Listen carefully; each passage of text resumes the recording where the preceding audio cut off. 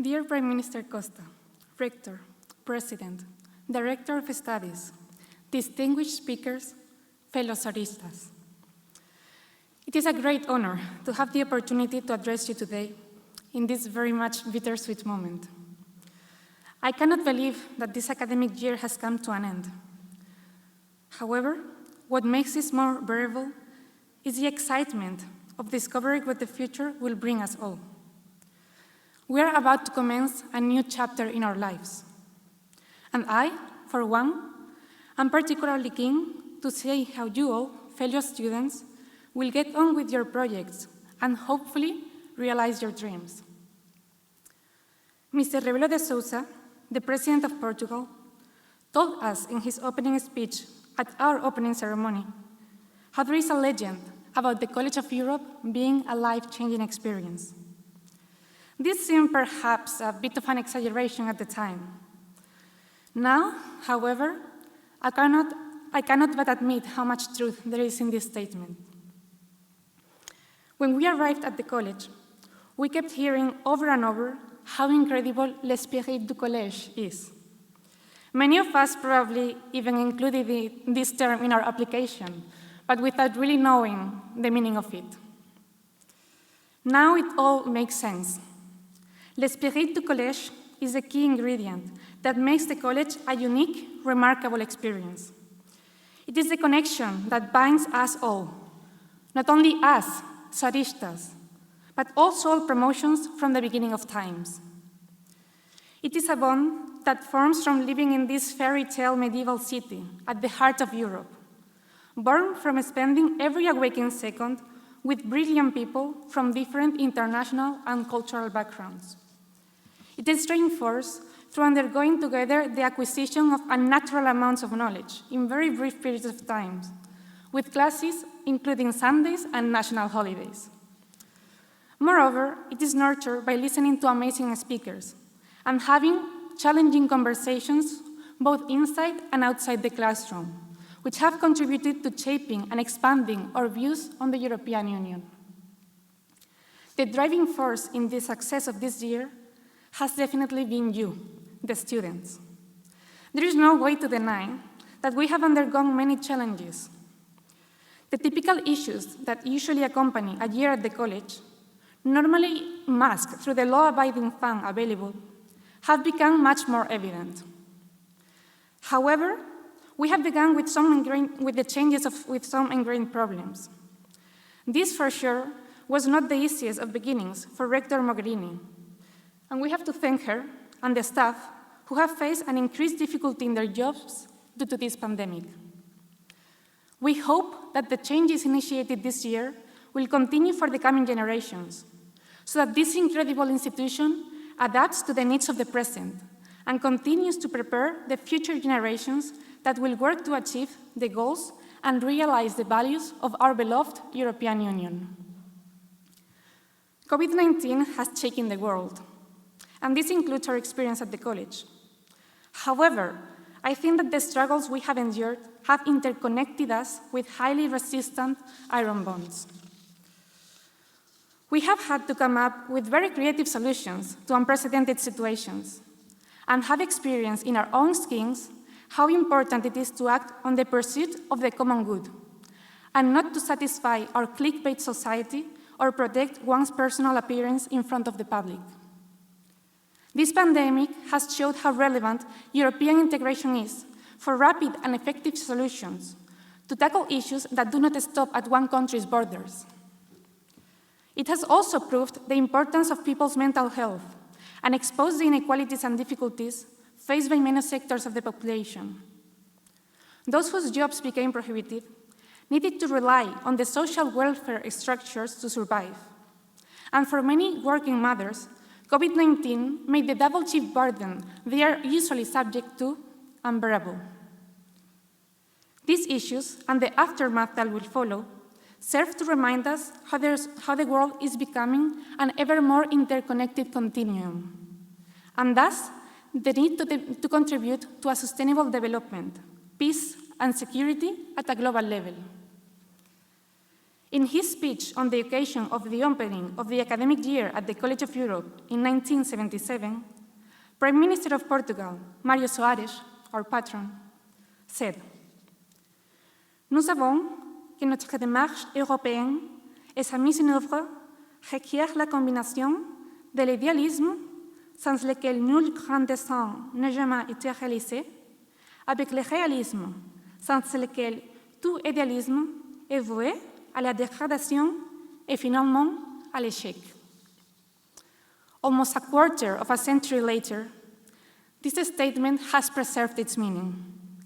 Of course, there are challenges ahead, but this gives us the opportunity to rise to the occasion.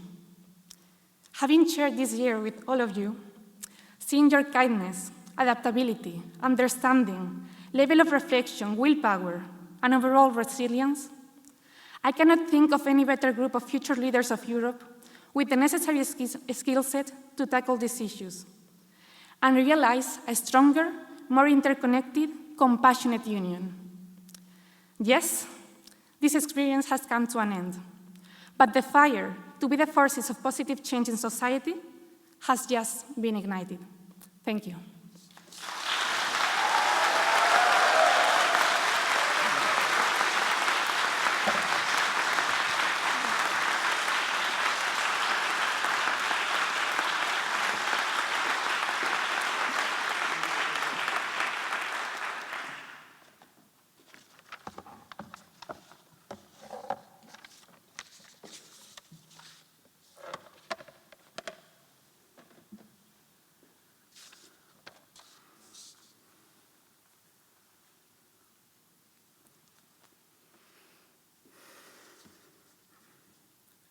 Je suis honoré de parler aujourd'hui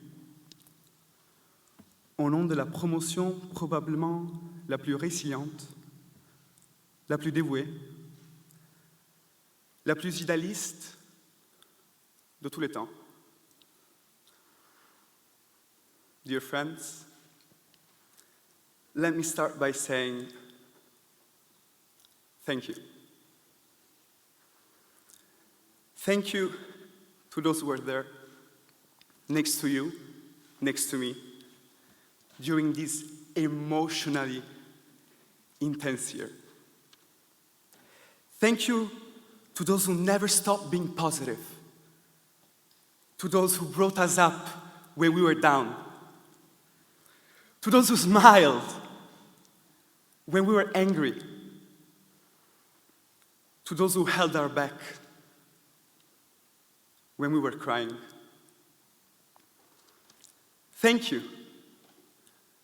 Thank you for supporting each other in the most difficult circumstances. Thank you for remaining friends, despite the arguments. Thank you for leaving the door open when we thought it was closed. This year we were strong. Guys, this year we were European more than ever. This year we shared something that not many alumni will understand. This year, we shared our feelings, our inner being, our heart, our fears, our successes, our failures. Let's take some time now, all together. Close your eyes. You have 20 seconds, just 20, to think of the happiest, genuinely the happiest moment of the year. Close your eyes with me. Breathe like I'm doing. What's the happiest for you?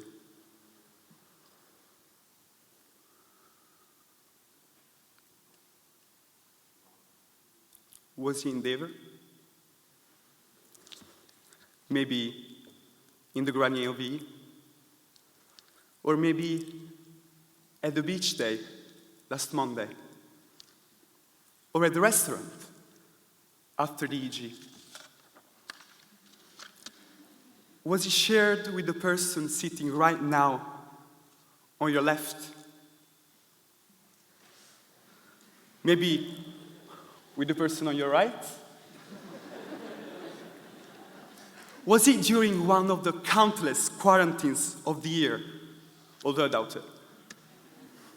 Or after getting tested for the Christmas holidays on your way back home? I wonder if it even happened in one of the repertoire dinners in a Tupperware. We this year, my friends, have lived what it means to have borders. Be it within residences, among cities and countries, we, for the first time, missed a huge part of Europe. Lawyers can call it internal market, was it wrongly, I guess? Economists can call it free movement of human capital, it was in our case. But we all share the same loss. A Europe with borders. Our generations were born with peace, countries developing enormously fast pace, goods, services, capital flowing freely across countries. You know what else has been moving freely without even us realizing? Our sentiments. We took this freedom for granted.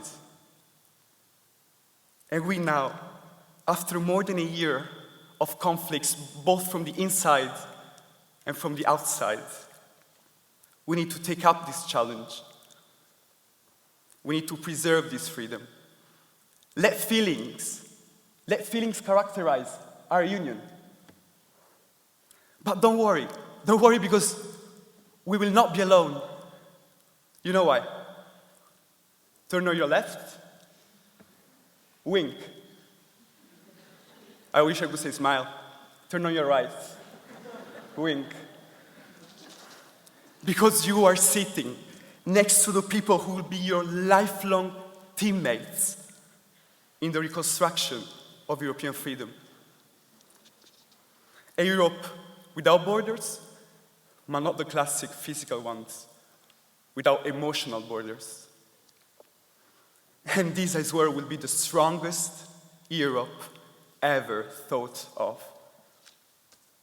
Aux amis les plus résilients, les plus dévoués, les plus idéalistes de tous les temps, et pour reprendre les mots de Mario Suarez, let us live up to the best of our histories, our differences, and our cultures.